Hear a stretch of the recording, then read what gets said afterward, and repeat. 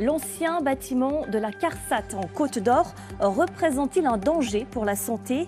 Des traces d'amiante ont été relevées, mais on ignore pour l'instant s'il y a un risque pour le voisinage. Sommes-nous donc face à un nouveau scandale sanitaire? L'ancien bâtiment de la CARSAT, la caisse retraite juste à côté de Dijon, contient de l'amiante. Mais pour l'instant, il n'y a pas eu d'analyse très poussée. On ne sait donc pas s'il y a un risque pour les entreprises et les habitants qui sont autour. Gabriel Talon, Romain Liboz. Un entrepreneur entre inquiétude et colère. Grégory Vitu travaille juste en face de ce site désaffecté. Lorsqu'il se rend sur place, c'est toujours le même constat de désolation. On n'a plus aucun garde-corps, plus rien, plus de fenêtres, sur tous les niveaux. Au-delà de la vision d'un paysage apocalyptique, ce qui inquiète Grégory, c'est que le bâtiment est gorgé d'amiante. Là, on peut constater de l'amiante absolument partout. C'est hyper volatile. Les salariés de la CARSAT ont quitté les lieux en 2016. Le bâtiment a été racheté par la société LCDP du promoteur Thierry Coursin. Et depuis, aucun travaux de désamiantage n'ont débuté.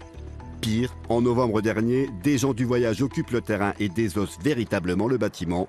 L'inquiétude monte alors chez les riverains. Nous, en tant que chef d'entreprise, on est quand même responsable de la santé de nos salariés.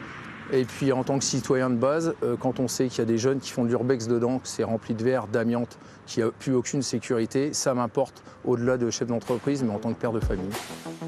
Sur les réseaux, des vidéos circulent. Des jeunes se filment en train de visiter les lieux.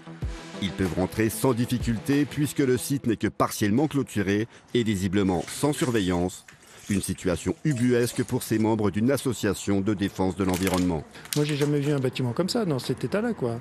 Normalement, quand il y a déconstruction d'un bâtiment, tout est gardé, les différents matériaux sont mis de côté, enfin, tout est fait de façon propre. Ici, c'est juste un saccage énorme, donc c'est juste incompréhensible, on ne comprend pas.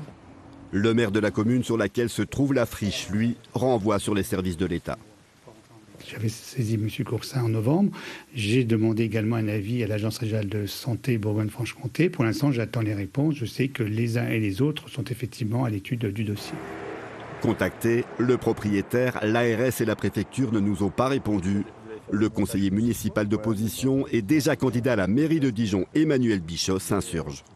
Moi, je suis stupéfait par le silence des pouvoirs publics. Ça peut vraiment surprendre et poser la question d'une éventuelle protection en fait, du propriétaire de ces lieux.